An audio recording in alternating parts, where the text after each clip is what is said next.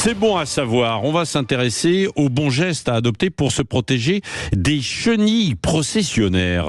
Nous sommes en pleine saison, entre guillemets. Nous en parlons avec Guillaume Lafuente, qui est gérant d'une entreprise qui travaille autour de ces nuisibles, la patrouille anti-nuisibles, du côté d'Oudan, dans les Yvelines. Bonjour Guillaume Lafuente. Oui, bonjour Patrick. Bon, on rappelle ce que sont les chenilles processionnaires, hein.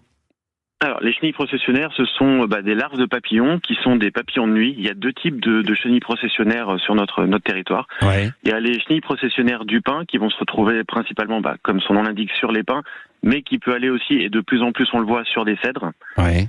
Et vous avez les chenilles processionnaires du chêne qui, elles, peuvent éventuellement, c'est très rare, se retrouver sur les noyers. D'accord. Bon, et comment s'apercevoir qu'il y a sur ces arbres des chenilles processionnaires ? Alors, dans les pins, c'est tout simple, c'est des boules blanches cotonneuses qu'on voit dans les pins, donc c'est très très visible parce que ça fait du blanc sur du vert. Ouais. Il y a beaucoup plus de nids souvent dans l'arbre que ce qu'on voit d'en bas, parce qu'on va aller souvent, on va devoir monter pour aller les débusquer, les décrocher. Ouais. Par contre, sur le chêne, c'est pas du tout en bout de branche, c'est vraiment sur les branches, sur le dessous des branches ou sur le tronc, ça fait des amas de chenilles qui sont beaucoup moins visibles que sur le pin. Ouais. Est-ce qu'il y en a davantage aujourd'hui de chenilles processionnaires ? Alors, ça dépend beaucoup des saisons et de la météo.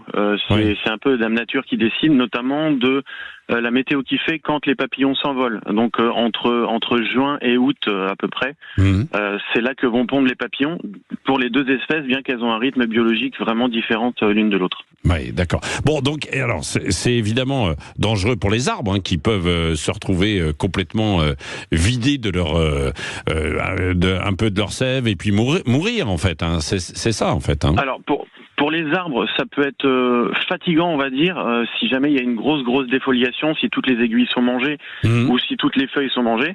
Il faut plusieurs attaques d'affilée sur plusieurs années vraiment pour affaiblir l'arbre. Ah oui, d'accord. Sinon, c'est vraiment plus pour l'homme et les animaux que c'est dangereux. D'ailleurs, elle a été décrétée en avril 2022 dangereuse pour l'homme et l'animal. Oui, c'est ça. Alors comment, effectivement, on se rend compte qu'on a été, qu'on est touché par des chenilles processionnaires et quels sont les dangers alors justement ? Alors sur les hommes, les humains, ça va gratter. Ouais. On va gratter et plus on va gratter, plus ça va gratter parce que c'est plein de petits poils qui sont microscopiques qu'on va avoir sur nous et en se grattant on va les casser, ça va libérer la protéine qui est urticante, donc en se grattant on repropage en fait le côté qui gratte. Et comment on se protège alors, comment on se soigne ? Vous le savez ? C'est beaucoup de la prévention plus que de se soigner. Il va y avoir à prendre des antihistaminiques. D'accord. Et après, si vous sentez que vous avez une partie qui gratte et que vous pensez que ça peut être de la chenille processionnaire, un petit scotch léger sur la peau pour essayer d'enlever un maximum de poils, sans pour autant prendre un scotch trop fort, sinon on fait une vraie épilation et c'est douloureux autrement. Ouais. Et pour les animaux, alors quels sont les animaux qui peuvent être les plus touchés ? Les animaux domestiques notamment ? En animaux domestiques, vous avez les chiens, les chats. Les chiens, ça va être au niveau de la truffe, la langue, les coussinets, sachant que vraiment c'est mortel pour un chien parce que ça va lui nécroser la langue.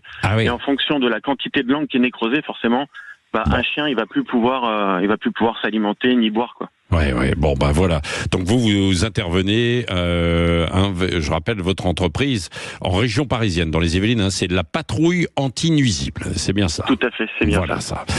Du côté d'Oudan, vous êtes. Écoutez, à Oudan, vous passerez le bonjour à Gérard Klein, qui est dans la région. Notre ami Gérard, qui était avec nous l'été dernier.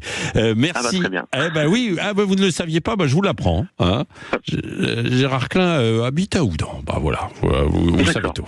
Vous savez tout. Vous savez tout, l'Instit. Merci d'avoir été avec nous ce matin et pour toutes ces informations, Guillaume Lafuente.